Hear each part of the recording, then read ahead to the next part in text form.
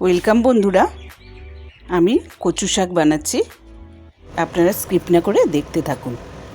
এই জন্য আমি দেখুন কচু শাক ছাল ছাড়িয়ে ওটা নুন হলুদ দিয়ে গরম জলে সেদ্ধ করতে দিয়েছি। ওটা সেদ্ধ হয়ে গেছে, আমি নামিয়ে ফেলেছি। নামিয়ে ওটা এখন চিপে চিপে জলটা আমি বের করে নিচ্ছি। একদম ভালো করে চিপে চিপে পুরো জল কচু শাকের বের করে নিতে হবে। বের করে দেখুন কেমনভাবে কচলে কচলে শাকটা যদিও আমার খুব শুকনো মতো ছিল, তাও এটা দিয়ে আমি করছি। আপনারা অবশ্যই এরমভাবে আমার মতো তৈরি করবেন। দেখুন কেরমভাবে বানাচ্ছি, আর সাবস্ক্রাইব তো করবেনই। দেখুন চিপে চিপে চিপে চিপে একদম কচলে কচলে জলটা বের করে দিচ্ছি।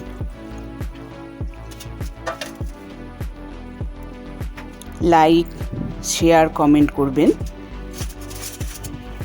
চটকে চটকে বের করে দিয়েছি। এবার আমি কড়াইয়ে তেল দিয়েছি, সামান্য সরষের তেল দিয়েছি। দিয়ে কালো জিরা ফোড়ন দিয়ে 3টে কাঁচা লঙ্কা দিলাম। আর আমার ছোলা ভেজানো ছিল, ছোলা কিছুটা দিয়ে দিলাম। আদা দিলাম, আর নারকেল কোড়া ছিল, নারকেল কোড়া দিয়ে দিলাম। কিছুটা 1 ইঞ্চি মতো আদাও দিয়েছি, নারকেল কোড়া দিলাম।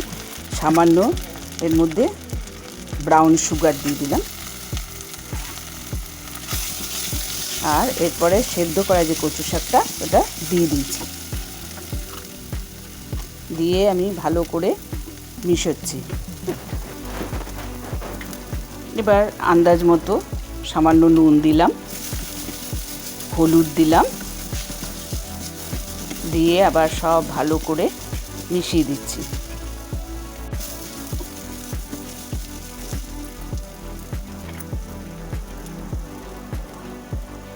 নেড়ে চেড়ে কচু শাকটা আমি করছি। এবার সামান্য গরম মশলা দিয়ে দিলাম।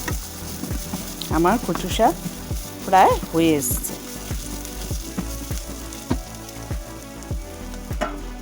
খুবই সিম্পলভাবে বানানো।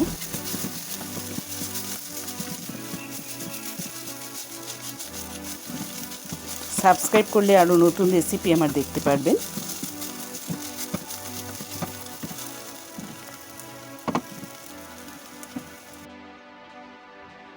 কচু শাক আমার তৈরি হয়ে গেছে।